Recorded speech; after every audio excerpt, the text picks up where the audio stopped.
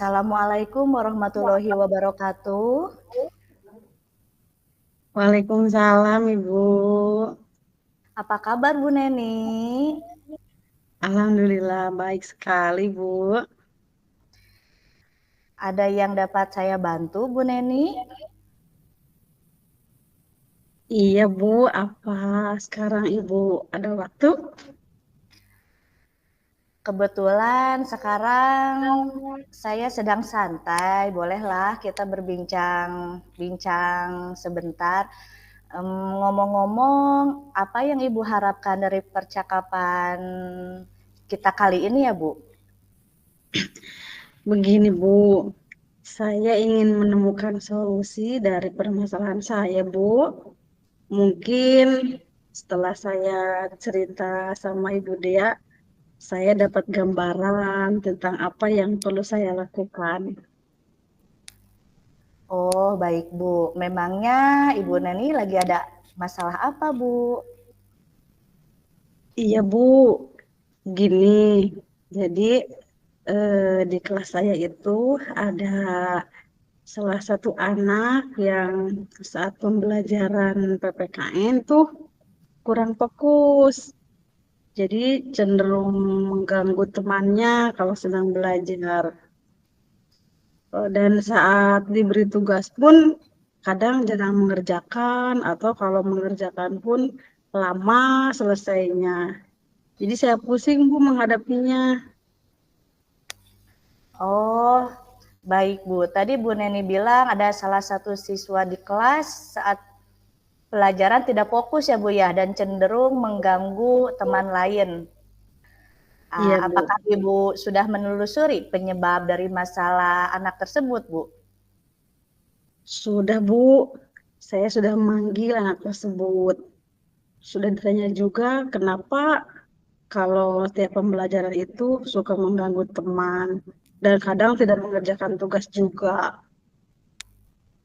Lalu dari pengamatan Bu Neni tersebut, mengapa dia sering mengganggu temannya saat pembelajaran berlangsung? Setelah saya amati dan bertanya langsung gitu sama anaknya, ternyata dia tidak senang pelajaran PPKN, katanya membosankan, ibunya banyak bicara katanya. Itu sih menurut pengamatan saya. Oh, seperti itu. Nah, kira-kira seperti apa kondisi ideal yang Ibu Neni inginkan untuk meningkatkan motivasi murid tersebut? Tentu saja saya mengharapkan murid itu sama ya Bu dengan yang lain. Kalau sedang belajar ya sama mengikuti itu dengan semangat gitu baik dan mengerjakan tugas juga seperti rekan yang lain. Oh, seperti itu. Kalau begitu, apakah ada yang bisa Bu Neni lakukan untuk meningkatkan motivasi murid Ibu? Iya Bu, sebenarnya ada. Ternyata setelah saya mengamati, ternyata saya kurang menerapkan metode pembelajaran dengan baik. Sehingga murid saya itu tidak semangat, malah cenderung tidak bersama dengan temannya, malah mengganggu. Jadi Bu, hal yang akan saya lakukan yaitu metode pembelajaran yang sesuai dengan kebutuhan murid, memperbanyak ice breaking. Mungkin kadang saya suka ada lupa juga menggunakan ice breaking di sela-sela pembelajaran atau memilih media yang variatif, yang menarik juga untuk anak itu. Baiklah Bu. Apakah kira-kira ada metode yang pernah berhasil Ibu lakukan di kelas? Ada Bu, jadi begini, metode belajar yang pernah saya lakukan itu di pelajaran PPKN itu menggunakan match point, Bu. Jadi nanti saya mengajak anak-anak tuh ke keluar kelas. Nah, saya menyebarkan beberapa kertas yang berisi pernyataan, jawaban, misalnya materi tentang sila dalam Pancasila. Nah, saya menyebarkan kertas tersebut eh, pada murid. Nanti murid yang menerima kertas akan mencari pasangan. Kan yang satu pernyataan penerapan sila Pancasila, yang satunya eh, lambang sila dengan sila ke-1, kedua, ketiga, seperti itu, yang dipegang oleh murid lain. Jadi anak tersebut bergiliran sehingga seluruh siswa terlibat dalam pembelajaran gitu, sesuai yang diharapkan. Ya, luar biasa sekali ya Bu Neni. Jika kita rating nih Bu Neni, dari angka 1 sampai 10, menurut Ibu berapa tingkat keberhasilan metode Ibu tersebut untuk menarik minat belajar murid? Kalau menurut saya kemungkinan antara 8 sampai 9 Bu gitu. Baiklah Bu, selanjutnya apa saja rencana yang akan Ibu lakukan dan bagaimana langkah-langkahnya? Yang akan saya lakukan yaitu saya akan segera menerapkan metode pembelajaran yang bervariasi tersebut, yang diselingi dengan ice breaking yang sangat menarik, variatif juga, serta segala informasi yang terkait cara mengajar itu akan terus saya pelajari, mengupdate kemampuan saya juga, bagaimana cara mengajar yang berpihak pada murid, agar tujuan pembelajaran baik dari segi murid ataupun dari segi saya sebagai seorang pendidik. Baik Ibu, siapa yang bisa membantu Bu Neni dalam menyusun maupun melaksanakan rencana tersebut? Mungkin dalam hal ini yang pertama saya akan kolaborasi dengan atasan, tentu saja ya, kepala sekolah. Terus dalam pelaksanaannya juga akan kolaborasi dengan rekan sejawat untuk meminta bantuan barangkali ada yang saya tidak mampu, seperti itu, Bu. Baik Bu, kira-kira berapa lama Bu waktu yang Ibu butuhkan untuk melakukannya? Sepertinya sih tidak membutuhkan waktu lama sih, Bu.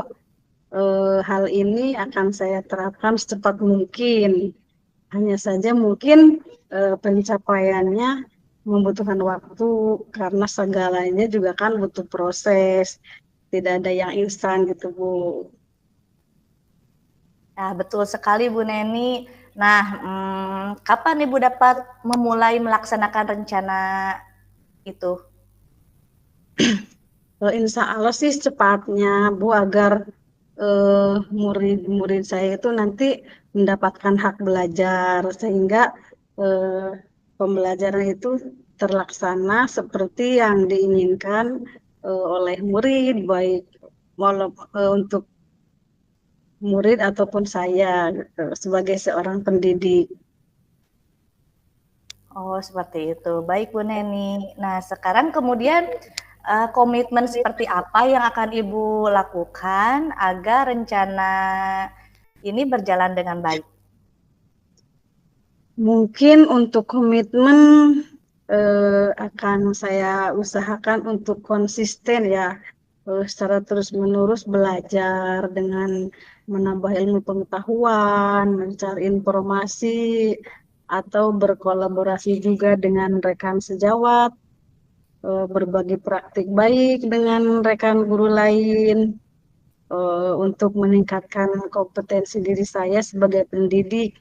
Jadi, saya bisa menerapkan pembelajaran di kelas dengan metode yang menarik, terus media juga yang inovatif, sehingga kehadiran saya di kelas nanti bisa menjadi guru yang dirindukan oleh murid, gitu, Bu. Baik Bu Neni. Adakah dukungan dari pihak lain yang Ibu butuhkan? Kalau dukungan sih dari di sekolah, seperti sarana prasarana atau moral dari rekan sejawat, atasan sih sudah saya dapatkan. Mungkin tinggal dari internal diri saya saja yang harus konsisten dalam menjalaninya ini semua gitu. Baiklah Bu Neni, semoga rencana Ibu berjalan dengan lancar ya Bu ya. Nah, bagaimana perasaan Bu Neni setelah berbincang sejenak tadi?